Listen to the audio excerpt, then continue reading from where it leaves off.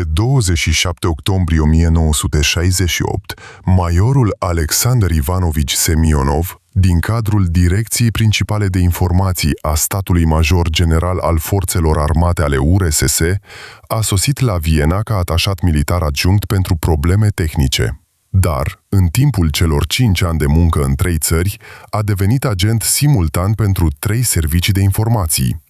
Le-a transmis americanilor secrete sovietice, a obținut de la aceștia informații despre China și le-a scurs chinezilor informații despre planurile sovietice. Peste 1100 de documente de diferite clasificări, o recompensă de $45.000 și 12 agenți GRU compromiși. Povestea omului care a devenit centrul informațional al războiului rece. A început într-o cafenea vieneză la un strudel cu mere, când la masa alăturată stătea agentul american de contrainformații James Collins, care studia activitățile rezidenței sovietice de câteva luni. Alexandr Ivanovici avea 15 ani de serviciu impecabil în informațiile militare, absolvent al Academiei Militare Frunze și un curs GRU de 1 an. Colegii l-au descris pe Semionov ca fiind un analist capabil, cu un ochi ager pentru detalii și o abilitate de a stabili contacte cu străinii. Dosarul său personal consemna disciplina, alfabetizarea politică și dăruirea sa față de partid. Rezidența GRU din Viena era găzduită în clădirea ambasadei de pe Botschaftstraße și era formată din 7 agenți sub acoperire diplomatică. Colonelul rezident Boris Mihailovici Voronov l-a însărcinat pe Semionov cu restabilirea contactului cu 3 agenți din cadrul forțelor armate austriece, cu care contactul fusese pierdut în urma expulzării fostului lor supraveghetor.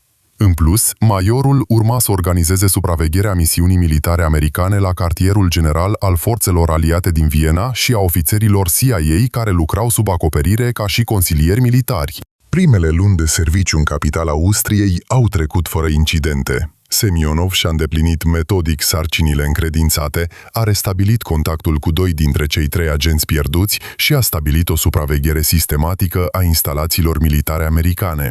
Șeful stației a fost mulțumit de munca noului angajat și, într-un raport trimis centrului în decembrie, a lăudat profesionalismul și eficiența ridicată a majorului Semionov. Cu toate acestea, în viața ofițerului de informații sovietic se conturau deja evenimente care aveau să-i schimbe radical soarta și să amenințe securitatea serviciilor de informații militare sovietice. Semionov nu avea nicio idee că o echipă americană de contrainformații experimentată îl monitoriza de câteva săptămâni și că îl aștepta o întâlnire într-o cafenea vieneză care avea să-l transforme pe loialul ofițer GRU într-un agent al 3 servicii de informații simultan. Pe 13 ianuarie 1969, Alexander Semionov a fost însărcinat să se întâlnească cu un agent cu numele de cod Alpinist, un ofițer austriac staționat la sediul Corpului al 3-lea Armată din Salzburg. Întâlnirea a fost programată la cafe central de pe Herrengasse la ora 14:30. Semionov a sosit cu 20 de minute înainte de ora stabilită, a comandat cafea și strudel cu mere și s-a instalat la o masă de lângă fereastră, oferind o vedere clară asupra căilor de acces către clădire. Agentul a sosit punctual. Locotenent colonelul Kurt Meyer a servit în departamentul de informații al corpului și a transmis informații sovieticilor despre desfășurarea unităților NATO în regiunea alpină. El începuse să colaboreze cu GRU cu 3 ani mai devreme, după ce a intrat în dificultăți financiare din cauza datoriilor neplătite.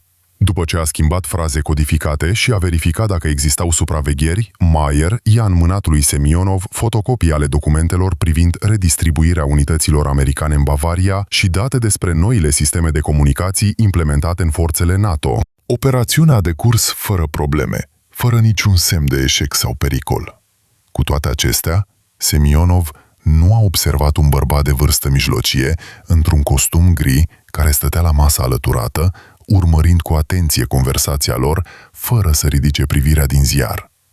Acest bărbat, agentul american de contrainformații James Collins, investiga activitățile rezidenței sovietice din Viena de câteva luni.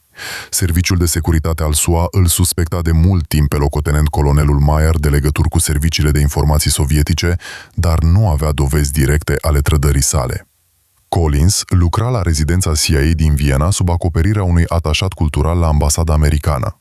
Veteranul cu 40 de ani de experiență în serviciile de informații americane avea o vastă experiență în Europa și se specializa în recrutarea de ofițeri de informații sovietici. În cei 12 ani petrecuți la CIA, a recrutat 6 agenți din KGB și GRU, inclusiv 2 colonei și un general major. Collins era renumit pentru răbdarea, intuiția psihologică și capacitatea de a găsi puncte slabe în caracterul adversarului său. După întâlnirea lui Semionov cu Mayer, un agent american a urmărit ruta ofițerului de informații sovietic până la clădirea ambasadei de pe Botschaftstraße. CIA avea acum o țintă specifică pentru operațiunea sa de recrutare. Collins și-a raportat superiorii despre identificarea noului ofițer GRU și a primit permisiunea de a efectua o operațiune de recrutare a acestuia. Planul american a presupus o muncă pregătitoare extinsă pentru a studia personalitatea lui Semionov, obiceiurile, slăbiciunile și posibilele motive ale trădării sale. În următoarele 2 luni, o echipă americană de contrainformații condusă de Collins a efectuat o supraveghere sistematică a majorului sovietic. Agenții au înregistrat rutele zilnice, locurile pe care le frecventa, cercul său social și preferințele alimentare. Supravegherea a dezvăluit că Alexander Semionov ducea o viață măsurată, caracteristică unui ofițer disciplinat.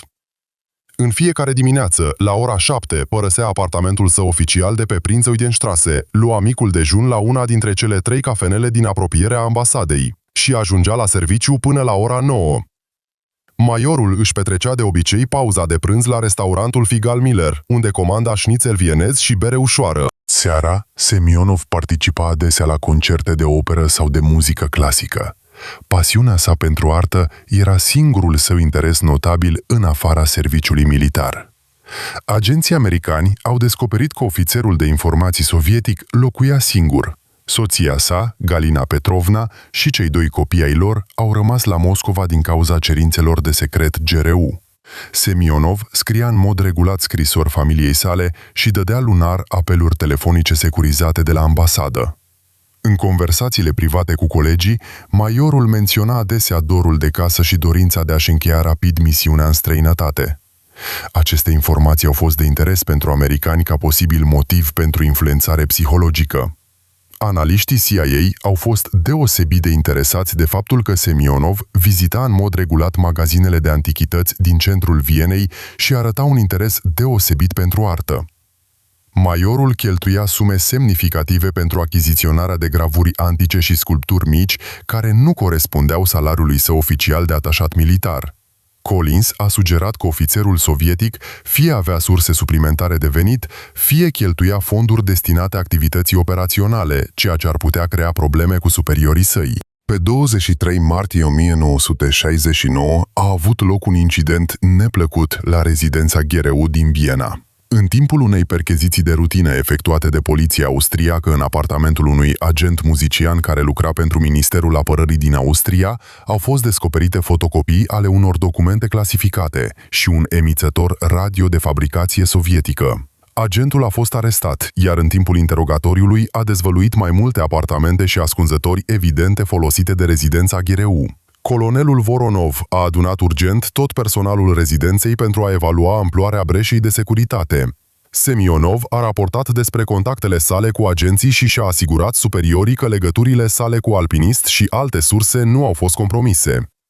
Rezidența a decis să suspende temporar operațiunile active și să adopte un regim de secretizare sporit. Tuturor agenților li s-a ordonat să se abțină de la întâlniri cu agenții timp de o lună și să se limiteze doar la contacte urgente.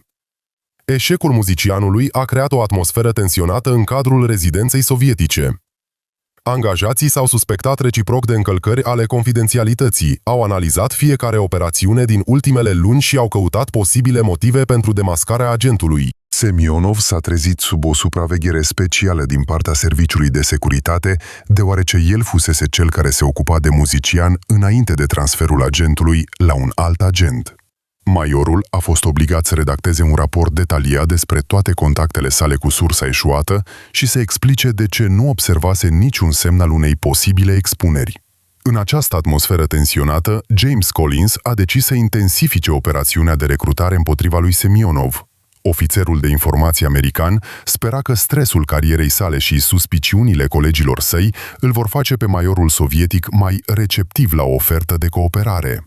Planul prevedea o cunoștință întâmplătoare într-un cadru informal, o apropiere treptată și dezvoltarea ulterioară a unei relații de afaceri. Pe 7 aprilie, Semionov, ca de obicei, a participat la un concert la Musikverein. Programul a inclus lucrări de Mozart și Beethoven interpretate de Orchestra Filarmonică din Viena. În timpul pauzei, majorul stătea în foaier cu un pahar de șampanie când un bărbat elegant de vârstă mijlocie s-a apropiat de el și a început o conversație despre muzică. Străinul s-a prezentat drept Robert Steiner, angajat al secției culturale a ambasadei americane, și a demonstrat o cunoaștere profundă a artei clasice. Conversația cu Robert Steiner a durat aproximativ 20 de minute și a făcut o impresie favorabilă asupra lui Semionov.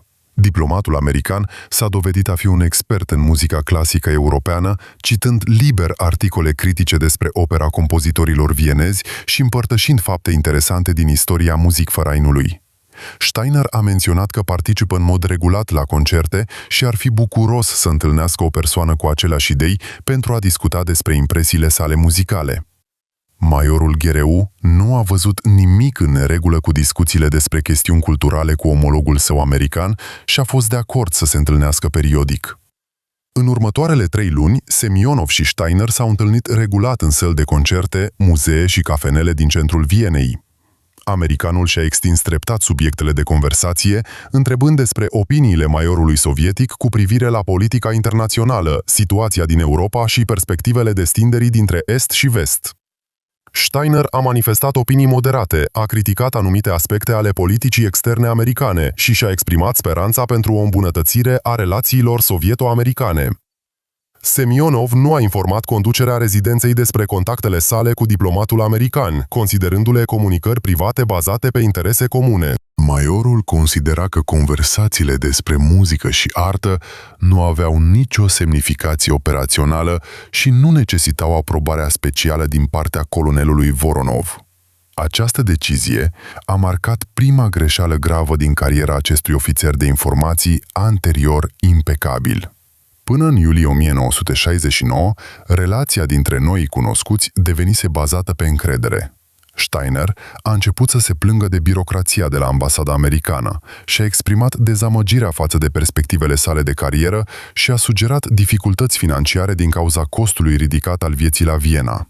Semionov, la rândul său, a vorbit despre dorul său pentru familia sa, despre dificultățile serviciului în străinătate și despre problemele cotidiene ale diplomaților sovietici din Austria. Pe 14 iulie a avut loc la restaurantul Sacher o întâlnire care avea să schimbe radical natura relației dintre majorul sovietic și agentul american. Steiner a comandat o sticlă de vin franțuzesc scump și a vorbit pe larg despre problemele sale financiare și despre incertitudinea poziției sale oficiale. Apoi, americanul i-a oferit pe neașteptate lui Semionov oportunitatea de a câștiga bani în plus în schimbul consultării privind politica externă sovietică. Steiner a explicat că grupurile de experți americane erau dispuse să plătească generos pentru rapoarte de specialitate ale unor specialiști cu acces la informații clasificate despre poziția Uniunii Sovietice în problemele internaționale. Discuția nu a vizat secrete de stat, ci mai degrabă nuanțele diplomației sovietice, evaluările situației din diferite regiuni ale lumii și previziunile privind dezvoltarea relațiilor Moscovei cu aliații săi. Potrivit americanului, astfel de consultări erau practicate de mulți diplomați din diverse țări și nu erau considerate o neglijare a datoriei. Semionov a refuzat inițial oferta, invocând natura lipsită de etică a unei astfel de cooperări. Cu toate acestea, Steiner a continuat să-l convingă pe majorul sovietic că informațiile de natură politică generală nu puteau dăuna intereselor URSS, ci dimpotrivă ar contribui la o mai bună înțelegere între cele două superputeri. Americanul a sugerat posibilitatea obținerii de informații reciproce despre planurile SUA, care ar putea fi de interes pentru partea sovietică. Majorul GRU a cerut timp de gândire și a părăsit restaurantul într-o stare de mare agitație. Semionov și-a petrecut zilele următoare chinuindu-se din cauza ofertei primite. Pe de o parte, orice contact cu serviciile secrete americane era strict interzis de regulamentele GRU și îl putea costa cariera și libertatea. Pe de altă parte, oportunitatea de a obține informații suplimentare despre planurile inamicului era fără îndoială valoroasă pentru serviciile secrete sovietice. Pe 18 iulie 1969, Alexander Semionov a luat o decizie care avea să-i schimbe pentru totdeauna soarta. Majorul s-a întâlnit cu Steiner în parcul Schönbrunn și au fost de acord cu o cooperare limitată, stabilind condiții stricte. Semionov a declarat că este dispus să furnizeze materiale analitice generale despre politica externă sovietică, dar a refuzat categoric să predea informații clasificate sau date care ar putea dăuna intereselor URSS. Steiner a înțeles prudența majorului sovietic și a sugerat să înceapă cu puțin. Americanul i-a cerut să pregătească un scurt raport despre poziția Moscovei față de procesul de pace din Orientul Mijlociu după sfârșitul războiului de 6 zile. Subiectul nu conținea de fapt secrete de stat și a fost mediatizat pe larg în presa sovietică. Pentru pregătirea primului raport, Steiner a oferit un onorariu de $500 americani, o sumă echivalentă cu salariul lunar al unui major GRU. Banii au fost înmânați în numerar, într-un plic, fără chitanțe sau documente care să înregistreze tranzacția. Americanul a subliniat natura confidențială a colaborării și necesitatea unor măsuri stricte de securitate în contactele ulterioare. Semenov a petrecut câteva zile pregătind un raport analitic privind politica sovietică în Orientul Mijlociu. Majorul a selectat cu atenție informațiile, evitând menționarea datelor clasificate sau a surselor inaccesibile publicului larg. Raportul a prezentat o analiză competentă a motivelor conducerii sovietice, bazată pe surse deschise și observațiile personale ale unui diplomat experimentat. Pe 25 iulie, primul raport a fost înmânat părții americane. Steiner a revizuit cu atenție raportul lui Semenov și și-a exprimat satisfacția față de calitatea analizei. Americanul a remarcat profunzimea înțelegerii sale asupra problemelor regionale și a solicitat rapoarte similare privind politica sovietică în Indochina și relațiile cu aliații Pactului de la Varșovia. În lunile august și septembrie ale anului 1969, Semionov a pregătit încă 4 rapoarte analitice pentru partea americană. Treptat, majorul sovietic a încetat să mai perceapă această colaborare ca o trădare, convingându-se că transmitea doar informații disponibile publicului și chiar primea în schimb informații utile despre planurile SUA. Steiner a împărtășit într-adevăr unele date despre poziția conducerii americane în problemele internaționale, deși valoarea acestora era extrem de îndoielnică. Cu toate acestea, partea americană și-a sporit treptat cerințele privind calitatea și secretul informațiilor furnizate. În octombrie, Steiner i-a cerut lui Semionov să pregătească un raport despre planurile URSS de a-și consolida prezența militară în Mediterana. Subiectul atingea planificarea militară și necesita utilizarea unor surse accesibile doar ofițerilor GRU. Semionov a ezitat, dar în cele din urmă a fost de acord, sperând să primească în schimb informații valoroase despre planurile NATO pentru flancul sudic al alianței. Până la sfârșitul anului 1969, majorul GRU devenise efectiv un agent al serviciilor secrete americane, deși continua să se convingă că juca un joc dublu în interesul URSS. Semionov a primit peste $4.000 de la CIA și le-a furnizat americanilor 7 rapoarte analitice care conțineau informații cu diferite niveluri de clasificare. Steiner i-a furnizat un radio pentru comunicații de urgență și l-a învățat tehnici de bază de criptare. Majorul sovietic nu știa că devenise ținta unei operațiuni de recrutare atent planificate, în care fiecare pas era calculat de profesioniști americani. Steiner, pe numele său real James Collins, l-a atras metodic pe Semionov într-o rețea de trădări, crescând treptat valoarea informațiilor căutate și mărimea recompensei. Serviciile secrete americane dobândiseră o sursă valoroasă în cadrul GRU și plănuiau să-l folosească pentru operațiuni pe termen lung împotriva serviciilor secrete militare sovietice. În ianuarie 1970, în viața lui Semionov a avut loc un eveniment care i-a complicat și mai mult situația. Majorul a primit o nouă misiune la rezidența GRU din Beijing pentru a lucra în China. Colonelul Voronov l-a recomandat pe Semionov ca fiind un agent experimentat și de încredere, capabil să gestioneze sarcini complexe în contextul escaladării conflictului sovieto-chinez. Misiunea la Beijing l-a pus pe Semionov în fața unei dileme serioase. Majorul a înțeles că în capitala chineză, continuarea cooperării cu serviciile secrete americane ar fi practic imposibilă din cauza controlului strict exercitat de serviciile de informații chineze și a scrutinului sporit asupra diplomaților sovietici. În același timp, ruperea legăturilor cu CIA ar putea stârni suspiciuni americane și ar putea duce la dezvăluirea contactelor existente. La o întâlnire de adio din februarie 1970, Steiner a propus ca Semionov să suspende temporar cooperarea activă, dar să mențină comunicarea prin canale speciale. Americanul i-a oferit majorului un nou radio miniatural, deghizat în radio cu tranzistori, și l-a instruit în operarea unui sistem secret de mesagerie radio. Comunicarea era planificată să fie menținută prin schimburi radio scurte de 2 ori pe lună, conform unui program prestabilit. Steiner i-a furnizat de asemenea agentului sovietic compuși chimici special pentru scrierea secretă și echipamente microfotografice pentru copierea documentelor.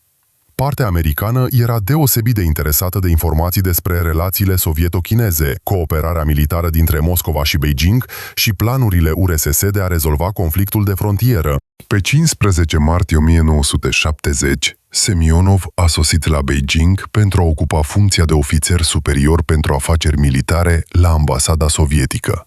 Capitala chineză din acea perioadă era un oraș al contrastelor, cu palate imperiale antice, juxtapuse cu întreprinderi industriale și sloganuri revoluționare care acopereau pereții templelor antice. Atmosfera din oraș era tensionată, din cauza revoluției culturale în desfășurare și a confruntării tot mai mari cu Uniunea Sovietică. Stația GRU din Beijing era găzduită într-o clădire special păzită a complexului ambasadei și era formată din 12 agenți. Colonelul rezident Anatoli Grigorievici Kuznetsov i-a însărcinat lui Semionov cu reconstruirea activelor de informații din cadrul Armatei Populare de Eliberare a Chinei, care fuseseră grav avariate în timpul epurărilor Revoluției Culturale. O atenție deosebită a fost acordată colectării de informații despre programul nuclear al Chinei și planurile armatei chineze de a-și dezvolta forțele de rachete. Munca la Beijing s-a dovedit semnificativ mai dificilă decât misiunea sa de la Viena. Autoritățile chineze au impus controale stricte asupra mișcării diplomaților sovietici, le-au limitat contactul cu populația locală și au asigurat o supraveghere constantă din partea forțelor de securitate ale statului. Semionov a trebuit să dea dovadă de extremă precauție atunci când îndeplinea sarcini operaționale și să respecte cu strictețe reglementările chineze care reglementează șederea străinilor în țară. În aceste circumstanțe, majorul a început să mențină contactul radio cu ofițerii săi americani în conformitate cu acordurile încheiate la Viena. Primele sesiuni de comunicare au avut loc în aprilie 1970 și s-au desfășurat fără probleme tehnice. Semionov a transmis rapoarte scurte despre situația internă din China, starea de spirit a conducerii chineze și evaluările sale asupra situației cu diplomații sovietici. Americanii și-au exprimat satisfacția față de calitatea informațiilor primite și i-au transferat în mod regulat remunerația într-un cont bancar secret elvețian. Spre sfârșitul anului 1970, în viața lui Semionov a avut loc un eveniment neașteptat care avea să schimbe radical echilibrul puterii în activitățile sale de spionaj. În timpul unei întâlniri de rutină cu un interpret chinez la restaurantul Peking Duck, majorul a observat comportamentul ciudat al interlocutorului său. Li Weimin, un tânăr absolvent al Institutului de Limbi Străine, repeta în mod repetat fraze care puteau servi drept parolă pentru stabilirea unei conexiuni secrete. După partea oficială a întâlnirii, Li a cerut lui Semionov să viziteze orașul interzis, sub pretextul de a afla despre cultura chineză. Într-una dintre curțile Palatului Pustii, interpretul a vorbit brusc într-o rusă perfectă și s-a prezentat ca angajat al Departamentului al II-lea al Ministerului Securității Statului al Republicii Populare Chineze. Li a declarat că partea chineză avea informații despre legăturile lui Semionov cu serviciile secrete americane și era dispusă să ofere o alternativă la demascarea lui. Propunerea ofițerului de securitate al statului chinez suna ca o condamnare la moarte pentru majorul sovietic. Li Weimin a explicat calm că serviciile de informații chineze monitorizau comunicațiile radio ale lui Semionov cu ofițerii săi americani de câteva luni și dețineau înregistrări ale conversațiilor care indicau clar trădarea intereselor sovietice de către acesta. Agentul chinez a prezentat fotocopii ale transcrierilor radio care documentau clar transferul de informații clasificate către reprezentanții CIA.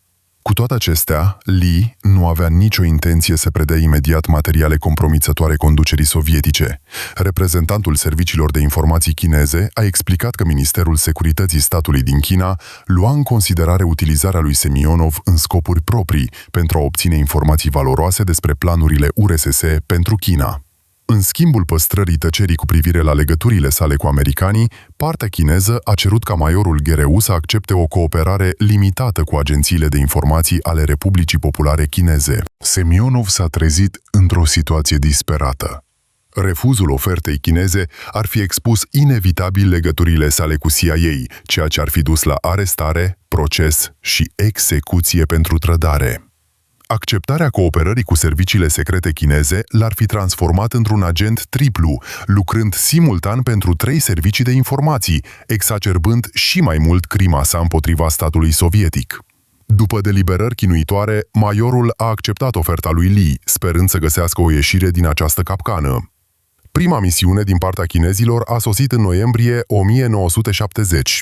Li Weimin i-a cerut lui Semionov să pregătească un raport detaliat despre poziția conducerii sovietice cu privire la demarcarea frontierei de stat dintre URSS și China. Chinezii erau deosebit de interesați de motivele din culise ale diplomației sovietice, de evaluările perspectivelor procesului de negocieri și de planurile Moscovei pentru regiunile disputate din Orientul îndepărtat. Pentru a obține informațiile necesare, Semionov a trebuit să-și depășească autoritatea oficială și să obțină acces la documente destinate autorizării de securitate de nivel superior. Majorul a profitat de relațiile sale prietenoase cu colegii din departamentul politic al ambasadei și, sub pretextul pregătirii unui raport analitic, s-a familiarizat cu depeșele de la Moscova privind problemele de frontieră. Informațiile adunate au stat la baza unui raport de 20 de pagini care a fost transmis chinezilor în decembrie. Intermediarii chinezi au apreciat foarte mult calitatea materialului primit și i-au cerut lui Semionov să organizeze transmiterea sistematică a unor informații similare. Li Weimin i-a furnizat majorului sovietic o cameră portabilă pentru copierea documentelor și l-a învățat tehnici de microfilmare. Comunicarea cu serviciile de informații chineze a fost menținută printr-un sistem de puncte de debarcare în diferite zone din Beijing și semnale prestabilite în locuri publice. În același timp, Semionov a continuat să mențină contactul radio cu intermediarii săi americani, transmițând informații despre situația politică internă din China și relațiile sino-sovietice. CIA era deosebit de interesată de informații despre programul nuclear al Chinei, planurile conducerii chineze de a dezvolta rachete balistice intercontinentale și evaluările forței militare a Armatei Populare de Eliberare de către experții militari sovietici. La începutul anului 1971, Semionov devenise practic un centru de informații, canalizând date clasificate de la cele mai importante 3 agenții de informații din lume. Majorul GRU a continuat să-și îndeplinească atribuțiile oficiale pentru URSS, transmițând simultan americanilor informații despre problemele chineze și chinezilor despre politica sovietică. Acest sistem necesita o memorie, o organizare și o stabilitate psihologică excepționale. Cea mai dificilă sarcină a devenit coordonarea fluxurilor de informații, astfel încât fiecare parte să primească informații valoroase, dar să nu dețină date care ar putea afecta grav interesele celorlalte două. Semionov a fost forțat să gestioneze cu atenție secretul materialelor transmise, să evite contradicțiile din diferitele versiuni ale acelorași evenimente și să mențină aparența de loialitate față de toate cele 3 servicii. Posibilitatea suprapunerii accidentale a intereselor între agențiile de informații americane și chineze pe aceleași probleme reprezenta un pericol deosebit. Prima criză serioasă în triplul rol al lui Semionov a avut loc în primăvara anului 1971, în timpul pregătirilor pentru vizita președintelui american Richard Nixon în China. Ambele servicii de informații, CIA și Ministerul Securității statului chinez, au cerut simultan informații detaliate de la majorul sovietic despre poziția URSS cu privire la o posibilă apropiere sovieto-americană și planurile Moscovei de a contracara dialogul sino-american. Ofițerii săi americani l-au contactat prin radio pe Semionov pentru a evalua reacția conducerii sovietice la negocierile secrete dintre Washington și Beijing, care se desfășurau prin mediere pakistaneză. CIA era interesată de opinia Kremlinului cu privire la perspectivele normalizării relațiilor dintre SUA și China, posibilele contramăsuri sovietice pentru a preveni o alianță americano-chineză și planurile diplomatice sovietice de a menține influența în regiune. Partea chineză, reprezentată de Liu Weimin, a cerut aproape simultan de la agentul sovietic o analiză detaliată a reacției sovietice la politica Chinei de apropiere de Statele Unite. Reprezentanții Ministerului Securității statului erau deosebit de interesați de aspectele militare ale preocupărilor sovietice, de planurile de consolidare a concentrărilor de trupe la granița cu China și de posibilele acțiuni preventive ale Moscovei împotriva instalațiilor nucleare chineze. Semionov a înțeles că furnizarea de informații similare ambelor țări ar putea duce la identificarea și dezvăluirea sursei scurgerii de informații. Majorul a decis să pregătească două rapoarte analitice separate, concentrându-se pe aspecte diferite ale politicii sovietice. El a transmis în principal informații diplomatice despre poziția URSS americanilor, în timp ce informațiile militar-strategice au fost transmise chinezilor.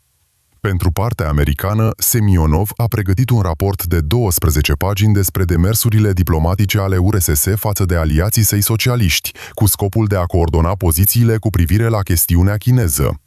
Raportul a inclus o analiză a negocierilor cu liderii est-europeni, a planurilor diplomatice sovietice de mobilizare a opiniei publice internaționale împotriva apropierii dintre SUA și China și evaluări ale eficacității presiunii economice asupra Beijingului. Majorul le-a înmânat ofițerilor săi chinezi un raport de 18 pagini despre aspectele militare ale răspunsului sovietic la situația geopolitică în schimbare din regiune. Documentul includea informații despre planurile de regrupare a trupelor în districtul militar din Extremul Orient, de consolidare a apărării aeriene în zonele de frontieră, de îmbunătățire a pregătirii de luptă a unităților de rachete și de desfășurare a unor puncte de recunoaștere suplimentare de-a lungul frontierei sovieto-chineze. Pregătirea acestor materiale a necesitat ca Semenov să obțină acces la documente extrem de clasificate, depășind semnificativ autoritatea sa oficială. Majorul a profitat de absența temporară a colonelului Kuznetsov, rezident GRU, care călătorise la Moscova pentru a participa la o reuniune a conducerii serviciilor de informații militare.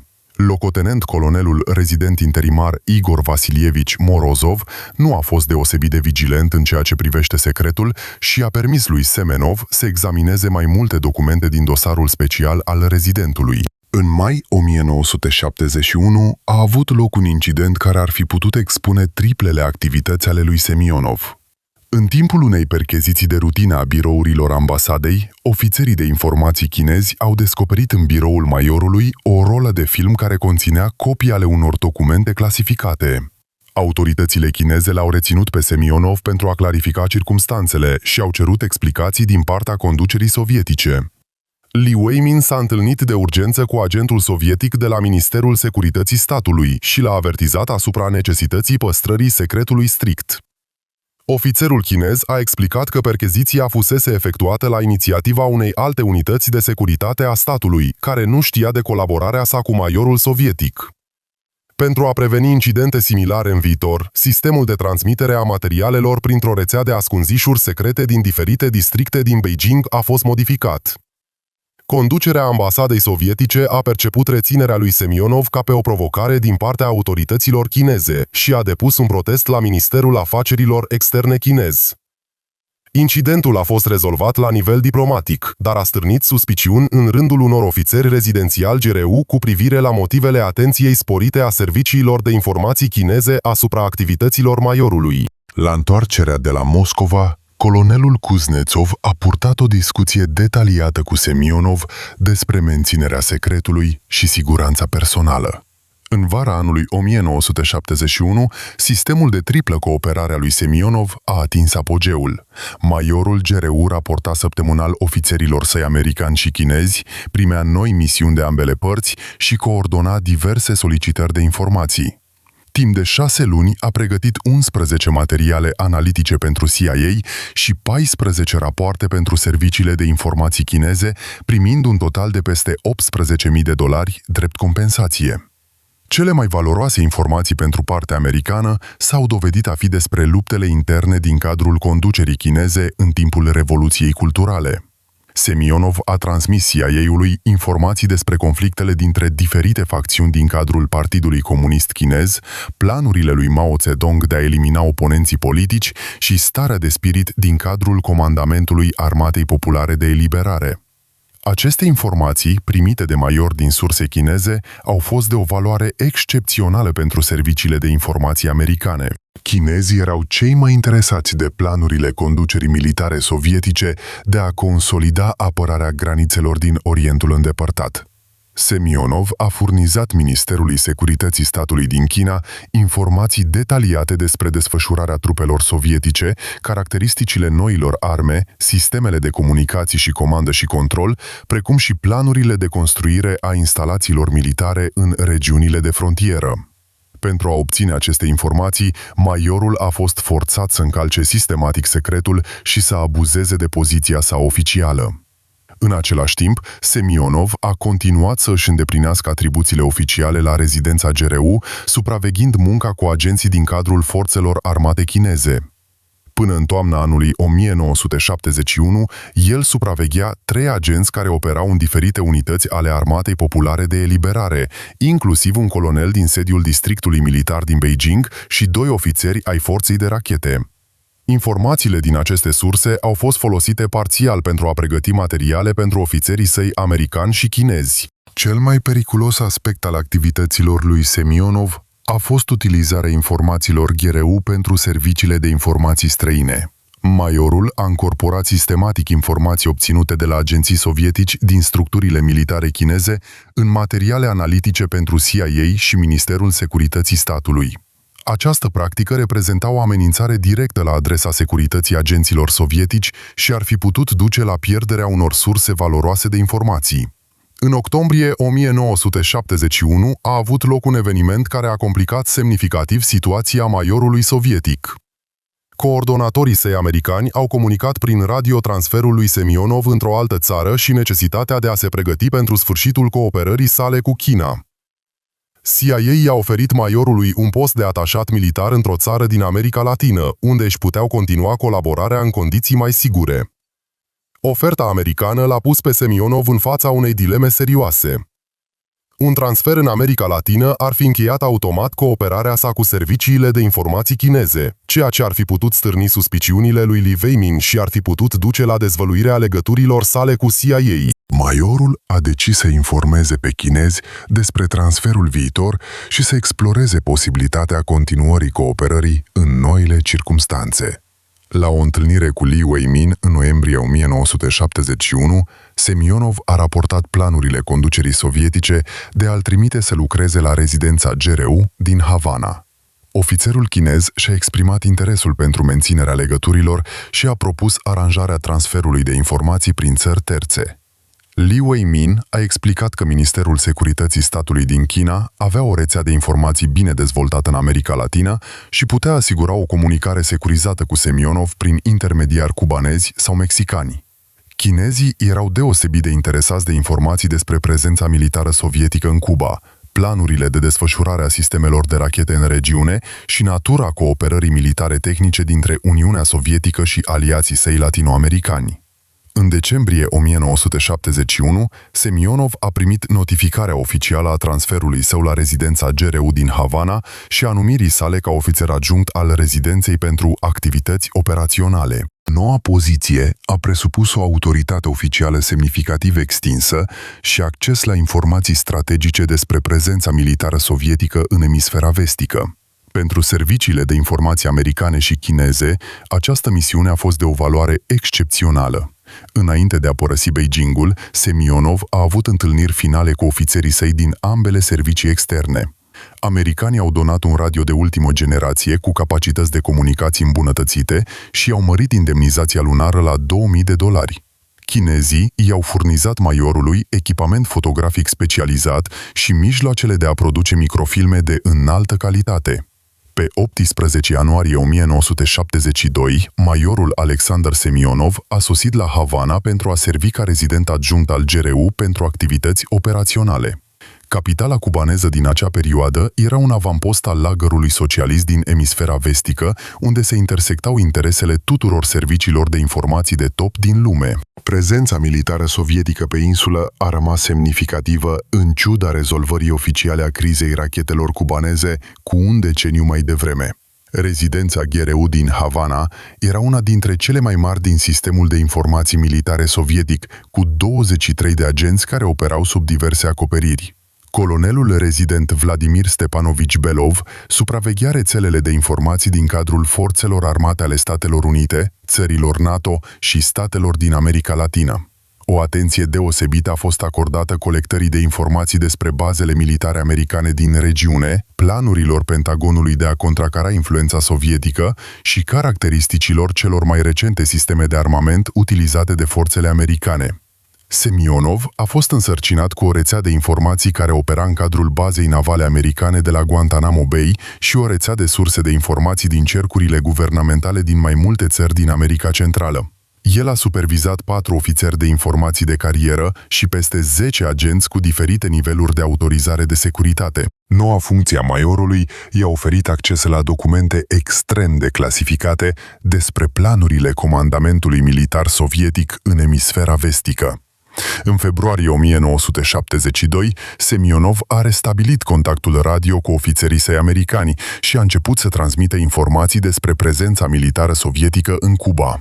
Materialele inițiale conțineau informații despre numărul de specialiști militari sovietici de pe insulă, caracteristicile sistemelor de armament staționate acolo și planurile de modernizare a infrastructurii militare.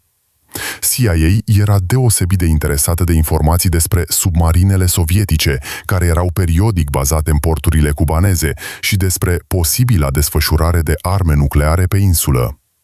Comunicarea cu serviciile de informații chineze a fost restabilită la o lună după sosirea sa la Havana. Un reprezentant al Ministerului Securității Statului din China a stabilit contactul cu Semionov prin intermediul reprezentantului comercial chinez în Cuba, Zhang Yunfei, care se ocupa oficial de exporturile chineze către țările din America Latină. În realitate, Zhang era un agent de informații chinez experimentat cu 15 ani de experiență în țările lumii a treia. Prima întâlnire a lui Semenov cu intermediarul său chinez a avut loc în martie 1972 la un restaurant din cartierul chinezesc al Havanei. Zhang Yunfei i-a înmânat GRU echipamente de comunicații noi și importante și a subliniat prioritățile de colectare a informațiilor. Chinezii erau interesați în primul rând de informații despre cooperarea militară sovieto-cubaneză, planurile de desfășurare a trupelor sovietice în alte țări din America Latină și natura ajutorului militar sovietic acordat mișcărilor de stânga din regiune. Până în vara anului 1972, Semenov restabilise complet sistemul de cooperare trilaterală în noile condiții. Majorul transmitea în mod regulat informații intermediarilor săi americani și chinezi, primea noi misiuni de la aceștia și coordona diverse activități de informații. În primele 6 luni petrecute la Havana, a pregătit 7 materiale pentru CIA și 5 rapoarte pentru serviciile secrete chineze, primind un total de peste $12.000 drept compensație. Cele mai valoroase informații pentru partea americană au fost despre planurile comandamentului sovietic de a consolida apărarea antisubmarin în Caraibe. Semionov a furnizat CIA informații detaliate despre amplasarea stațiilor hidroacustice pe coasta cubaneză, caracteristicile avioanelor antisubmarin sovietice cu baza pe insulă și planurile de a crea un sistem comun de supraveghere maritimă URSS Cuba. Aceste informații au permis marinei SUA să își ajusteze planurile privind submarinele în regiune. Ofițerii săi chinezi erau cei mai interesați de aspectele politice ale prezenței sovietice în America Latină. Semionov le-a furnizat informații despre natura relațiilor dintre Moscova și Havana, planurile conducerii sovietice de a-și extinde influența în regiune și evaluări ale eficacității sprijinului pentru mișcările de stânga din diferite țări de pe continent. De o valoare deosebită au fost informațiile despre dezacordurile dintre URSS și Cuba cu privire la strategia revoluționară din America Latină. În același timp, comandantul a continuat să lucreze activ pentru GRU, coordonând operațiunile unei rețele de informații din cadrul armatei americane. Sub conducerea sa au fost obținute informații valoroase despre planurile de modernizare a bazei din Guantanamo Bay, noile sisteme de comunicații ale marinei SUA și caracteristicile elicopterelor antisubmarin desfășurate în Caraibe. Succesele sale în activitatea oficială au consolidat reputația lui Semionov ca ofițer de informații talentat și au îndepărtat posibilele suspiciuni de neloialitate. Colonelul rezident Belov a remarcat în repetate rânduri profesionalismul ridicat al adjunctului său în rapoarte și l-a recomandat pentru promovare ulterioară. Cu toate acestea, până la sfârșitul anului 1972, activitățile agentului triplu au început să acumuleze indicatori care ar putea atrage atenția contrainformațiilor sovietice. Volumul de informații transmise de Semionov serviciilor externe a depășit semnificativ capacitățile sale reale de colectare a informațiilor. Unele materiale conțineau informații accesibile doar unui cerc limitat de lideri rezidențiali GRU. În ianuarie 1973, la Moscova a fost înființat un grup special pentru a analiza scurgerile de informații clasificate de la reședințele GRU din străinătate.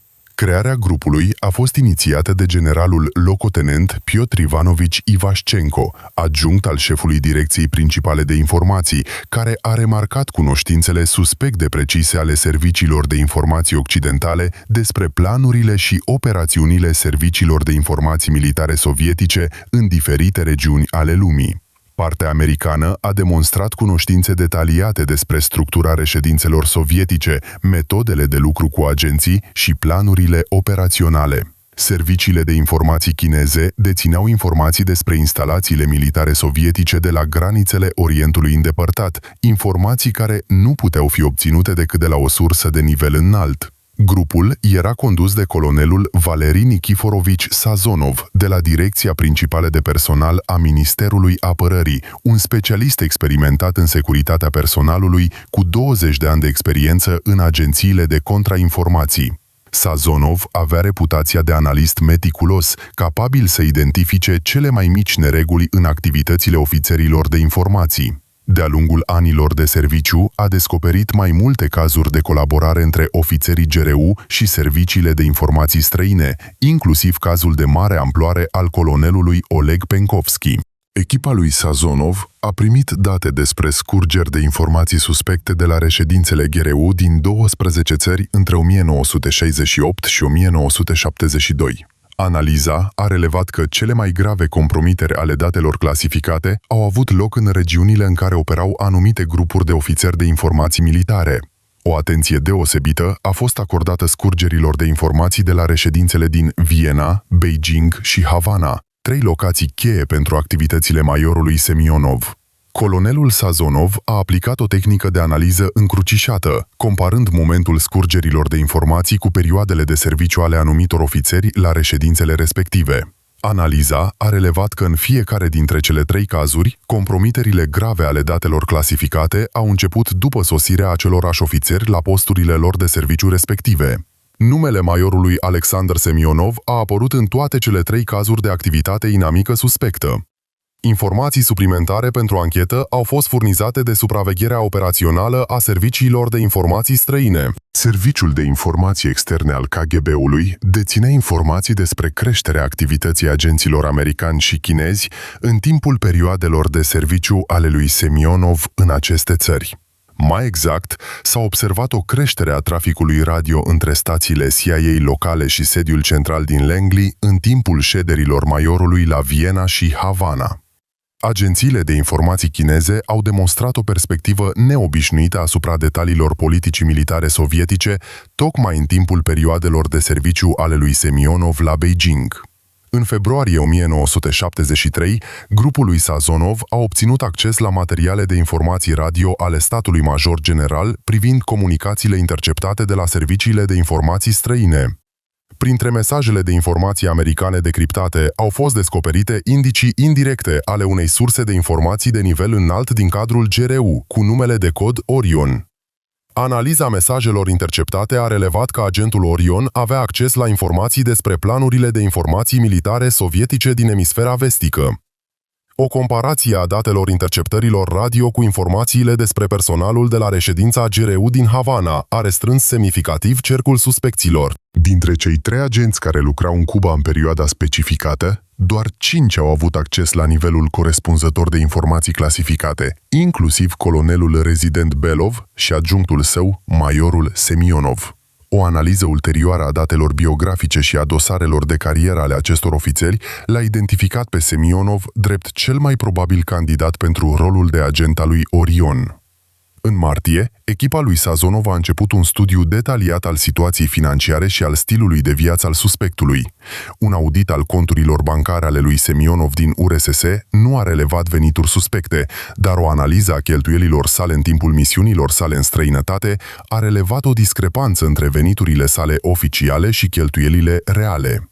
Majorul a cheltuit sume pe artă și antichități care au depășit semnificativ salariul său oficial și cheltuielile de călătorie.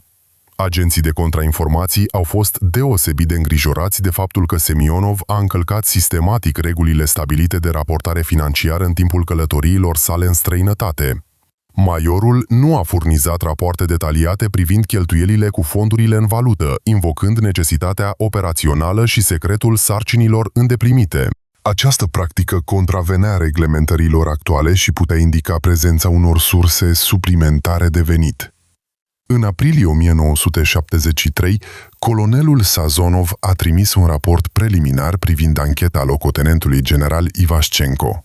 Documentul conținea motive convingătoare pentru suspectarea majorului Semionov de colaborare cu servicii de informații străine și recomandări pentru măsuri de investigație suplimentare. Locotenentul general a decis să-l transfere pe suspect la Moscova sub pretextul unei numiri într-o nouă funcție în biroul central al GRU. Simultan, a fost elaborată o operațiune pentru a stabili dovezi definitive ale vinovăției lui Semionov. Planul prevedea orchestrarea unei situații provocatoare în care majorului i s-ar oferi acces la dezinformări special pregătite cu caracteristici unice care ar permite urmărirea utilizărilor ulterioare de către inamic. Dacă informații suspecte ar apărea în rapoartele serviciilor de informații occidentale, acestea ar servi drept dovadă definitivă a trădării ofițerului sovietic. Pe 10 mai 1973, majorul Semionov a primit o telegramă de la Moscova prin care i se ordona să se prezinte imediat la sediul GRU pentru a-și primi noua misiune. Mesajul menționa că majorul era transferat în funcția de ofițer superior în departamentul analitic al Direcției Principale de Informații, cu perspectiva promovării la locotenent colonel. Oficial, transferul părea a fi o promovare, dar Semionov a simțit o amenințare ascunsă. În ultimele sale luni petrecute în Havana, majorul simțise într-adevăr o tensiune crescândă în relația sa cu conducerea rezidenței.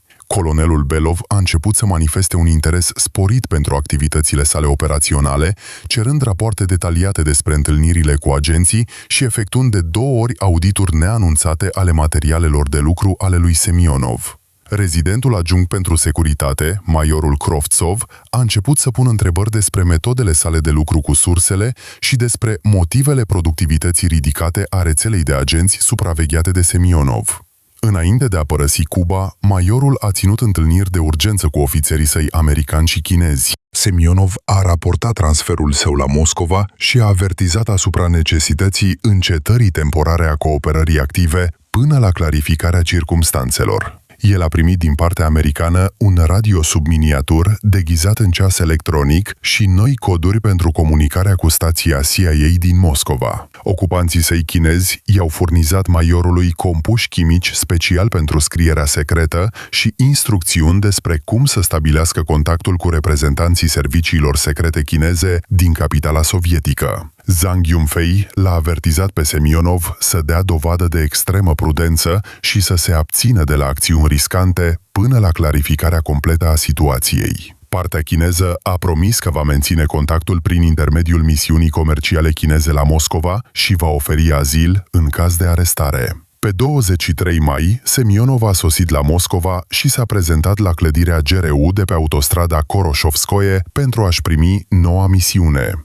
Colonelul Petruchin, șeful departamentului de personal, l-a salutat pe major pe un ton prietenos și i-a explicat în detaliu viitoarea sa activitate în departamentul analitic. Noua poziție implica analizarea informațiilor secrete primite de la rezidențele străine și pregătirea unor rapoarte consolidate pentru conducerea Ministerului Apărării și a statului major general.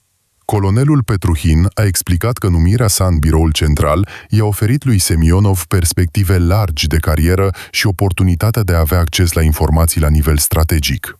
Departamentul analitic al GRU primea materiale de la toate rezidențele de informații militare străine și avea acces la planurile statului major general pentru diferite regiuni ale lumii. Munca în cadrul departamentului era considerată o etapă importantă în pregătirea ofițerilor pentru numirea în funcții de conducere superioară. Semionov și-a exprimat oficial satisfacția față de noua sa numire, dar în privat nutrea îndoieli serioase cu privire la adevăratele motive din spatele transferului. Majorul a înțeles că lucrul în biroul central asigura un control mai strict din partea serviciului de securitate și oportunități limitate de contact cu serviciile de informații străine. În același timp, noua poziție oferea acces la informații de o valoare excepțională ofițerilor săi americani și chinezi. Primele săptămâni de serviciu la Moscova au trecut fără incidente. Semionov și-a îndeplinit conștiincios atribuțiile, a analizat materialele primite și a întocmit rapoarte analitice pe diverse subiecte. Șeful departamentului său, colonelul Nicolai Gheorghievici Vorobiev, a lăudat foarte mult munca noului angajat și a însărcinat să pregătească documente extrem de sensibile pentru conducerea statului major general. Majorul s-a aclimatizat treptat cu noul său mediu, a stabilit relații cu colegii și a învățat funcționarea aparatului central. La sfârșitul lunii iunie 1973, colonelul Vorobiev l-a chemat pe Semionov pentru o misiune specială. Șeful departamentului său l-a informat că majorul va pregăti un raport clasificat privind planurile NATO de consolidare a flancului sudic al alianței, având în vedere escaladarea situației din Orientul Mijlociu. Materialul era destinat revizuirii personale a ministrului apărării al URSS și necesita utilizarea unor informații extrem de clasificate. Colonelul Vorobiev i-a acordat lui Semionov acces la un dosar special care conținea materiale extrem de sensibile, inclusiv date de informații despre planurile comandamentului american din Europa. Documentele conțineau informații despre redistribuirea trupelor americane, caracteristicile noilor sisteme de armament și planurile de modernizare a infrastructurii militare NATO în regiunea Mediteranei. Toate informațiile erau clasificate ca fiind strict secrete și destinate unui cerc limitat de indivizi. Semenov nu știa că colonelul Sazonov pregătise special aceste materiale ca parte a unei operațiuni de demascare a trădătorului. Unele dintre documente conțineau dezinformări atent elaborate cu detalii unice care făceau posibilă urmărirea scurgerilor de informații până la inamic. Mai exact, materialele menționau instalații militare inexistente, coduri operaționale fictive și niveluri false de trupe în diferite regiuni. Fiecare document avea etichete individuale, invizibile cu ochiul liber, dar care permiteau identificarea fără echivoc a sursei scurgerii de informații în cazul în care informațiile ajungeau la inamic. Până la sfârșitul lunii iulie, majorul pregătise raportul necesar și îl predase colonelului Vorobiov. În același timp, Semionov a fotografiat cele mai valoroase documente dintr-un dosar special și a început să pregătească materiale pentru transmiterea către ofițerii săi americani și chinezi. Majorul nu știa că acțiunile sale erau monitorizate pe ascuns de contrainformațiile militare, care înregistrau fiecare încălcare a secretului. Un grup special, condus de locotenent colonelul Semioan Iacovlevici Drozdov, a instalat camere de supraveghere miniaturale în biroul lui Semioan și a monitorizat activitățile pe tot parcursul zilei de lucru.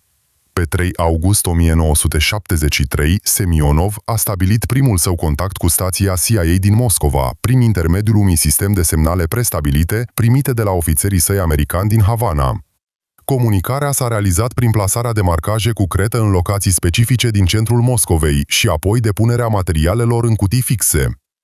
Prima transmisie a inclus fotocopii a 4 documente din dosarul secret al colonelului Vorobiev, care conțineau informații despre planurile NATO pentru Europa. Agenții americani au recuperat materialele din ascunzătoarea din parcul Sokolniki și în decurs de o săptămână le-au transferat la sediul CIA din Langley pentru analiză.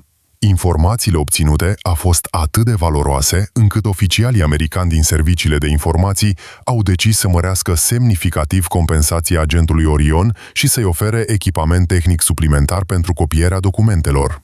În același timp, Semionov a restabilit contactul cu serviciile de informații chineze prin intermediul lui Wang Xing, reprezentantul comercial chinez la Moscova, care, sub pretextul activității comerciale, coordona activitatea agenților chinezi din URSS.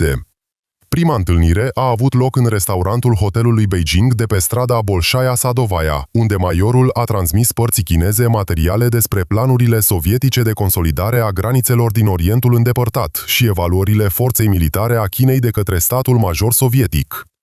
În septembrie, intensitatea activităților de spionaj ale lui Semionov a atins apogeul. Maiorul fotografia săptămânal documente clasificate, pregătea materiale analitice pentru intermediarii săi străini și menținea contactul simultan cu 2 servicii de informații. Pe parcursul unei luni, el a furnizat americanilor 7 seturi de documente, iar chinezilor 5 rapoarte analitice, primind un total de peste $5.000 în recompense. Cele mai valoroase informații pentru CIA au fost despre planurile comandamentului sovietic de modernizare a forțelor de rachete strategice. Semionov le-a furnizat americanilor date despre caracteristicile noilor sisteme de rachete, planuri pentru desfășurarea lansatoarelor mobile și sisteme de comandă și control pentru forțele nucleare strategice. Aceste informații au permis conducerii americane să își ajusteze propriile planuri de dezvoltare a armelor strategice și să țină cont de capacitățile reale ale URSS într-o confruntare cu rachete nucleare. Serviciile secrete chineze erau cele mai interesate de informații despre politica sovietică față de țările lumii a treia și de planurile de ajutor militar pentru mișcările de eliberare națională. Semionov a furnizat date despre livrările de arme sovietice către Africa și Asia, despre instruirea specialiștilor militari din țările în curs de dezvoltare și despre natura bazelor militare sovietice din străinătate. Informațiile despre dezacordurile din cadrul conducerii sovietice cu privire la sprijinul acordat diferitelor forțe politice din lumea a treia au fost deosebit de valoroase. Cu toate acestea, activitățile active de spionaj ale lui Semionov nu au trecut neobservate de Serviciul de Securitate GRU. Echipa colonelului Sazonov a stabilit că dezinformările din documente special pregătite au apărut în rapoartele serviciilor secrete americane la doar 2 săptămâni după ce au fost partajate cu un cerc limitat de personal central. Acest transfer rapid de informații a indicat o linie directă de comunicare între trădători și serviciile secrete americane. Comportamentul lui Semionov în timpul îndatoririlor sale oficiale a stârnit suspiciuni suplimentare. Colegii au remarcat că maiorul a manifestat un interes excesiv pentru documentele care nu aveau legătură cu responsabilitățile sale directe. A pus numeroase întrebări despre planurile altor departamente GRU și a rămas sistematic la birou după orele de program. Acest comportament era incompatibil cu natura muncii sale atribuite și putea indica încercări de a obține informații clasificate fără autorizație. În octombrie 1973, colonelul Sazonov a primit permisiunea de a stabili o supraveghere sub acoperire a suspectului. O echipă specială de contrainformații militare a început să înregistreze toate contactele lui Semionov, rutele sale de călătorie în jurul Moscovei și vizitele sale în afara serviciului. Supravegherea a relevat că maiorul încălca sistematic regulile de conduită stabilite pentru ofițerii de informații și frecventa locații care puteau fi folosite pentru întâlniri clandestine. Ofițerii de contrainformații erau deosebit de îngrijorați de vizitele regulate ale lui Semionov în anumite zone ale parcului Sokolniki și de interesul său neobișnuit pentru anumite infrastructuri urbane. Analiza rutelor maiorului a relevat că acesta folosea tactici clasice sub acoperire pentru a detecta supravegherea și a identifica potențiale ținte. Astfel de abilități puteau fi dobândite doar prin antrenament specializat de către serviciile de informații străine. Până la sfârșitul lunii octombrie, grupul lui Sazonov avea suficiente dovezi pentru a-l aresta pe Semionov sub acuzația de trădare. Cu toate acestea, colonelul a decis să continue supravegherea pentru a identifica toate comunicările trădătorului cu serviciile de informații străine și a determina daunele maxime aduse securității naționale a URSS. Această abordare a permis obținerea unei imagini complete a activităților de spionaj și a prevenit posibile eșecuri ale agenților sovietici în străinătate. Pe 7 noiembrie 1973, aniversarea Revoluției din octombrie, colonelul Sazonov a primit confirmarea finală a vinovăției maiorului Semionov. Agenții de contrainformații militare au înregistrat plasarea documentelor clasificate într-o ascunzătoare din parcul Sokolniki și confiscarea ulterioară a materialelor de către o persoană neidentificată. Fotografierea și filmarea sub acoperire au făcut posibilă documentarea transferului de secrete de stat către reprezentanții unui serviciu de informații străin. O analiză a materialelor confiscate din ascunzătoare a relevat că Semionov transmisese părții americane fotocopia 11 documente extrem de sensibile, inclusiv planuri pentru desfășurarea trupelor sovietice în Europa Centrală, specificații pentru noi sisteme de apărare aeriană și date despre potențialul nuclear al URSS. Volumul total de informații compromise se ridica la peste 800 de pagini de documente clasificate de importanță variabilă. Supravegherea concomitentă a activităților reprezentantului comercial chinez Wang Xing a dezvăluit legăturile sale cu Semionov și dovezi ale faptului că serviciile secrete chineze au obținut informații clasificate. Agenții de contrainformații au stabilit că majorul GRU transmitea sistematic părții chineze materiale privind politica militară sovietică, planurile statului major general și evaluările conducerii sovietice asupra situației internaționale. În timpul șederii sale la Moscova, Semionov a pregătit 14 rapoarte analitice pentru ofițerii săi chinezi, însumând peste 200 de pagini. Ancheta a relevat că activitățile trădătoare ale lui Semionov au cauzat daune colosale intereselor de securitate națională. Informațiile pe care le-a transmis au permis agențiilor de informații americane și chineze să obțină o înțelegere detaliată a planurilor conducerii militare sovietice, a caracteristicilor celor mai noi sisteme de armament și a metodelor operaționale ale GRU în diferite regiuni ale lumii. O parte din rețelele de informații militare sovietice au fost compromise ca urmare a analizei materialelor transmise de Semionov, afectând nu numai agenții supravegheați direct de trădător, ci și sursele de informații despre a căror existență știa indirect. Serviciile de informații americane au reușit să identifice metodele agenților sovietici, să discearnă versiunile lor de acoperire și să demașce rețelele GRU din diferite țări. Partea chineză a folosit informațiile obținute pentru a ajusta planurile de apărare pentru granițele din Orientul îndepărtat și pentru a evalua capacitățile reale ale Uniunii Sovietice în cazul unui conflict militar. Experții au calculat că eliminarea consecințelor trădării lui Semionov ar necesita câțiva ani de muncă intensă și cheltuieli financiare semnificative pentru ca serviciile de informații militare sovietice să își restabilească pozițiile în aceste servicii. Pe 12 noiembrie 1973, colonelul Sazonov i-a prezentat locotenentului general Ivașcenko un raport final privind rezultatele operațiunii de demascare a trădătorului. Documentul conținea dovezi exhaustive ale vinovăției majorului Semionov, inclusiv fotografii de supraveghere sub acoperire, înregistrări video operaționale ale momentului în care materialele au fost plasate în ascunzătoare, opinii de specialitate cu privire la documentele transferate și date privind transferurile financiare către conturile externe ale suspectului. Raportul detalia o cronologie a activității criminale a trădătorului pe o perioadă de 5 ani, începând cu primul său contact cu reprezentantul CIA la Viena și terminând cu transferul final al materialelor clasificate la Moscova.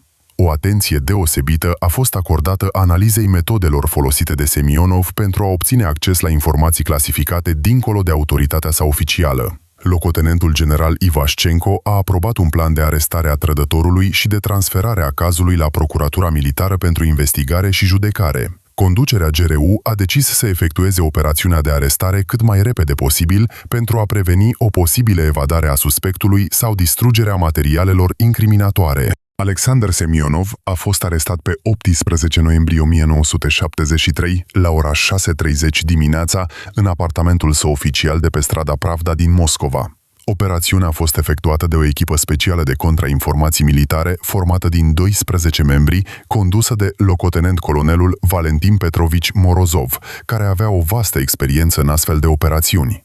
Echipa a ajuns la locul arestării în 3 vehicule și a blocat toate rutele de evacuare posibile din clădire. Un dispozitiv special a deschis ușa apartamentului lui Semionov fără a deteriora încuietorile. Agenții au intrat înăuntru și l-au găsit pe major în dormitorul său.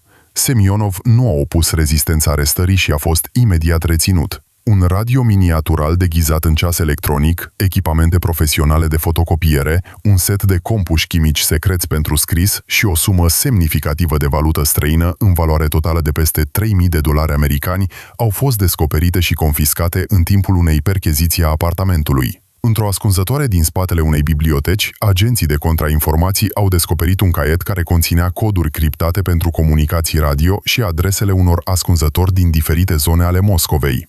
Semionov a fost dus la centrul de arest preventiv al parchetului militar al districtului militar Moscova și plasat în izolare sub pază strictă. Majorul și-a dat seama imediat de inutilitatea negării acuzațiilor, deoarece ancheta deținea dovezi irefutabile ale activității sale criminale, inclusiv fotografii și filmări ale transferului de documente clasificate către agenți străini. În timpul primului său interogatoriu, care a avut loc la ora 14:30 în aceeași zi, Semionov a recunoscut colaborarea cu serviciile de informații americane și chineze și și-a exprimat disponibilitatea de a oferi mărturii detaliate despre activitățile sale de spionaj. Inculpatul a explicat că nu vede niciun rost să nege faptele evidente și speră la clemență din partea instanței dacă va coopera pe deplin cu ancheta.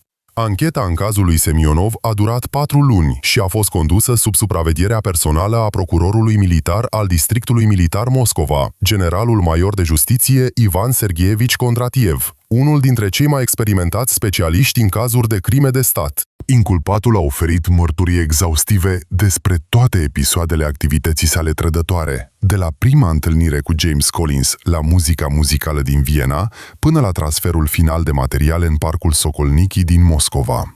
Semionov a detaliat numele intermediarilor săi străini din ambele servicii de informații, a descris metodele de comunicare și transfer de informații și a dezvăluit adresele ascunzătorilor și semnalele folosite pentru stabilirea contactului.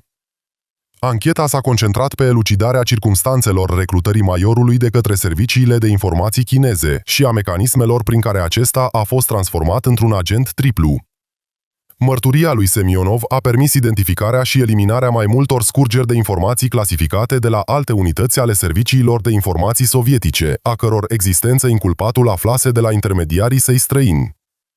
Mai exact, au fost stabilite identitățile a 2 ofițeri KGB care colaborau cu serviciile de informații occidentale, iar activitățile lor criminale au fost oprite. Anchetatorii au investigat de asemenea motivele trădării și factorii psihologici care au dus la trădarea unui ofițer cu 15 ani de serviciu impecabil. Semionov și-a explicat acțiunile prin dorința inițială de a obține informații suplimentare despre planurile inamice în interesul Uniunii Sovietice, lucru pe care îl considera o datorie patriotică și o modalitate de a îmbunătăți eficiența muncii sale în cadrul GRU.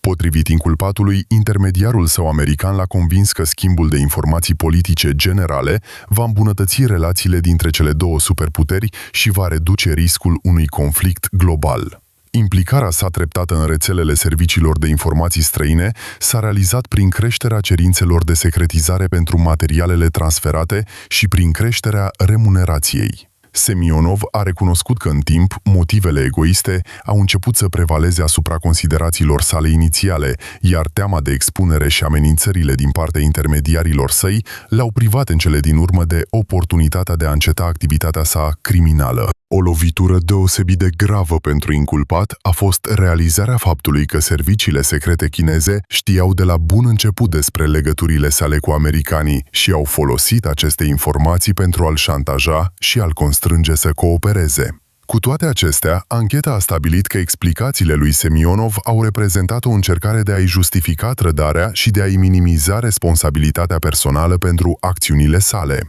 Motivele principale ale activității sale criminale au fost considerații egoiste, dorința de îmbogățire și vanitatea unui trădător care se bucura de propria importanță ca sursă de informații valoroase pentru 2 puteri mondiale de top. Beneficiile materiale primite de la serviciile de informații străine au depășit semnificativ nevoile unui modest ofițer sovietic și au fost folosite pentru achiziționarea de articole de lux și antichități.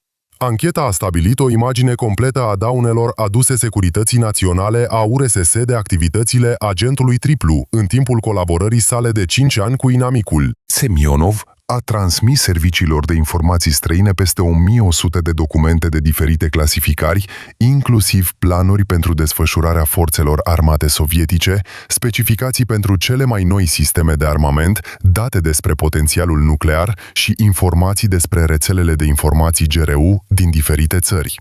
Inculpatul a primit un total de aproximativ $45.000 americani de la intermediarii săi americani și chinezi în numerar și transferuri bancare către un cont bancar secret elvețian. Activitățile trădătorului au dus la compromiterea a 12 agenți GRU din cadrul forțelor armate ale unor țări străine, dintre care 3 au fost arestați și condamnați la pedepse lungi cu închisoarea. O comisie de experți a estimat pagubele totale cauzate de activitățile trădătoare ale lui Semionov la aproximativ $12 milioane, ținând cont de valoarea informațiilor compromise, costul restaurării rețelei de informații și prejudiciul moral adus prestigiului serviciilor de informații militare sovietice. Pe 21 martie 1974, în clubul ofițerilor districtului militar Moscova din piața Suvorov, a început procesul cu uși închise al majorului Alexandr Ivanovici Semionov, acuzat de trădare și spionaj în favoarea unor state străine. Tribunalul militar a fost prezidat de colonelul de justiție Mihail Alexeevici Rubtsov, un judecător militar experimentat cu 25 de ani de experiență în audierea cazurilor de crime de stat și o reputație impecabilă de jurist principial și obiectiv. Din instanță s-au numărat și locotenent colonelul de justiție Gennadi Vasilievici Krylov, specializat în cazuri care implică divulgarea secretelor de stat, și pe majorul de justiție Piotr Nicolaevici Fedoseev, cu experiență în procese împotriva ofițerilor de informații. Acuzarea de stat a fost susținută de procurorul militar, colonelul de justiție Alexandr Borisovici Klimov, care a prezentat instanței peste 2000 de pagini de materiale de anchetă, inclusiv mărturii ale inculpatului, martori, opinii ale experților și probe fizice. Rechizitoriul conținea o relatare detaliată a activităților criminale ale inculpatului din 1969 până în 1973, în perioada petrecută la stațiile GRU din Austria, China, Cuba și la Biroul Central de Informații Militare din Moscova. Semenov a fost acuzat în temeiul articolului 64 din Codul Penal al RSFSR de trădare sub formă de spionaj, adică transferul de informații care constituie secret de stat sau militar către state străine, și în temeiul articolului 74 de divulgarea secretelor de stat în formă agravată. Procurorul a detaliat cronologia acțiunilor criminale ale inculpatului, începând cu primul său contact cu un reprezentant al serviciilor secrete americane din Viena și terminând cu arestarea sa la Moscova. Inculpatul a fost reprezentat de avocatul militar din oficiu, majorul de justiție Vladimir Stepanovici Sokolov, un tânăr avocat cu 5 ani de experiență în procese penale. Avocatul apărării nu a contestat faptele expuse în rechizitoriu, deoarece acestea au fost susținute de probe exhaustive și recunoscute chiar de inculpat. Cu toate acestea, a solicitat instanței să ia în considerare o serie de circumstanțe atenuante la pronunțarea sentinței. Sokolov a invocat mărturisirea sinceră a inculpatului, cooperarea sa deplină cu ancheta care a permis identificarea și reprimarea altor trădători, remușcările sale sincere pentru crimele pe care le-a comis și recunoașterea gravității acțiunilor sale. Avocatul apărării a atras de asemenea atenția instanței asupra impecabilelor 15 ani de serviciu ale lui Semionov în informațiile militare, referințele sale pozitive de caracter din comanda sa înainte de începerea activității sale criminale și absența unor motive egoiste evidente în etapa inițială a colaborării sale cu serviciile de informații străine. Potrivit avocatului apărării, inculpatul a căzut victima unei operațiuni de recrutare orchestrate profesional de către serviciile de informații americane și a pierdut treptat capacitatea de a rezista presiunilor din partea intermediarilor săi străini. În prima zi a procesului, Semionov și-a recunoscut pe deplin vinovăția pentru acuzațiile aduse împotriva sa și a relatat în detaliu toate cazurile de colaborare a sa cu serviciile de informații americane și chineze. El a explicat că acțiunile sale au fost inițial motivate de dorința de a obține informații valoroase despre planurile inamice pentru a le transmite conducerii sovietice, ceea ce considera sincer un act patriotic și un mijloc de sporire a eficienței informațiilor militare. Cu toate acestea, Semionov a recunoscut că s-a transformat treptat într-un trădător de rând, acționând din motive egoiste și de teama de a fi expus. Și-a exprimat profunde remușcări pentru acțiunile sale, conștientizarea prejudiciului ireparabil cauzat intereselor statului și a solicitat instanței să ia în considerare asistența sa activă în soluționarea altor cazuri de trădare. Semionov a cerut de asemenea ca scuzele sale să fie transmise familiei sale pentru rușinea pe care a adus-o soției și copiilor săi prin acțiunile sale criminale. Procesul a durat 5 zile, timp în care instanța a examinat temeinic toate circumstanțele cazului și a audiat mărturiile numeroșilor martori. 32 de martori au fost interogați, inclusiv ofițeri GRU care au lucrat cu inculpatul în diferite perioade ale serviciului său la Viena, Beijing, Havana și Moscova, reprezentanți ai contrainformațiilor militare care au condus ancheta și operațiunea de demascare a trădătorului și experți care au evaluat daunele aduse securității statului de activitățile criminale ale trădătorului. Toți martorii au confirmat faptele expuse în rechizitoriu și au oferit o caracterizare negativă a personalității și activităților lui Semionov după demascarea sa. Instanța s-a concentrat în special pe mărturia colonelului Sazonov cu privire la metodele utilizate pentru identificarea și demascarea trădătorilor din cadrul serviciilor de informații militare.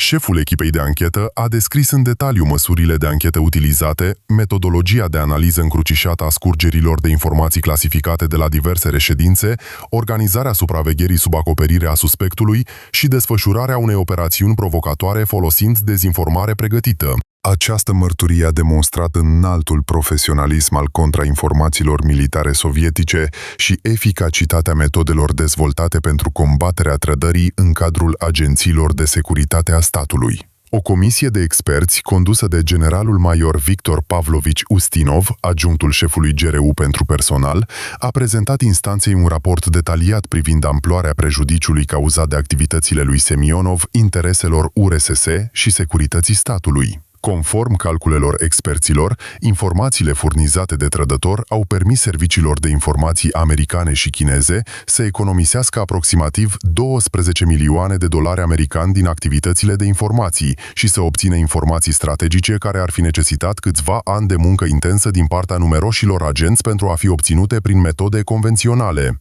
Compromiterea rețelelor de informații ale GRU, ca urmare a trădării lui Semionov, a dus la pierderea a 12 surse valoroase de informații și va necesita o perioadă semnificativă de timp pentru a restabili terenul pierdut al informațiilor militare. La 26 martie 1974, după examinarea tuturor materialelor dosarului și ascultarea argumentelor părților, Tribunalul militar s-a retras la deliberări pentru a-și pronunța verdictul în cazul majorului Semionov.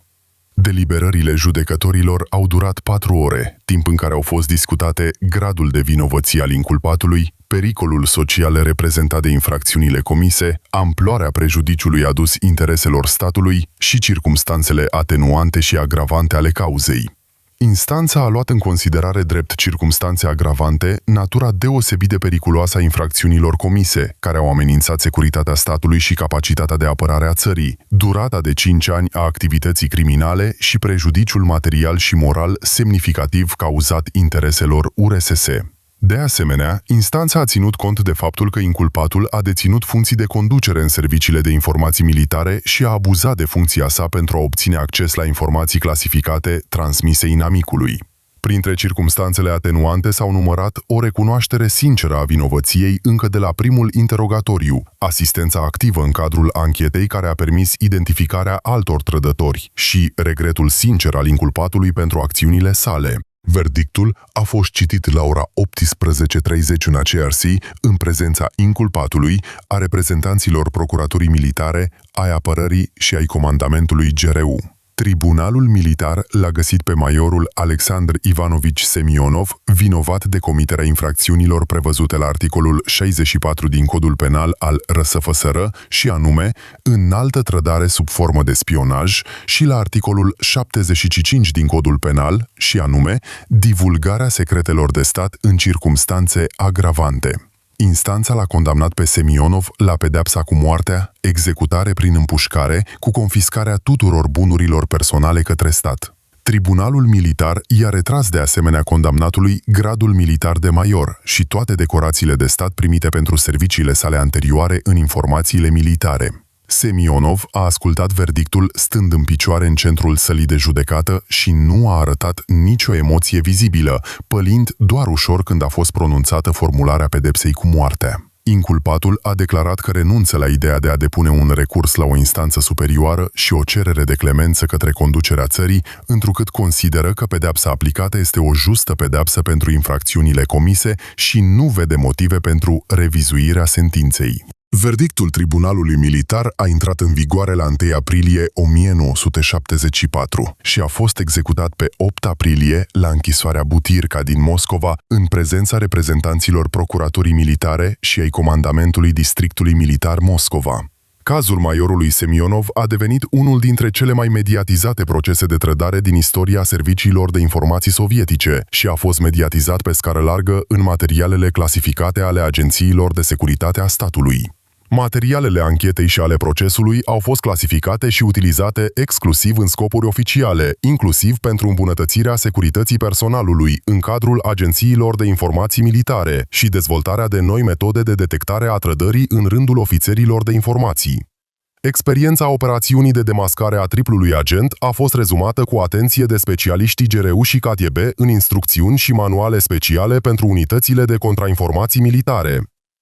Pe baza unei analize a activităților lui Semionov, au fost elaborate noi criterii pentru evaluarea fiabilității angajaților trimiși la muncă în reședințe străine, iar monitorizarea situației lor financiare și a stilului de viață în străinătate a fost consolidată. Povestea agentului triplu a stat la baza antrenamentului ofițerilor serviciilor de securitate GRU și a devenit un exemplu clasic al metodelor utilizate de serviciile de informații străine pentru recrutarea ofițerilor sovietici.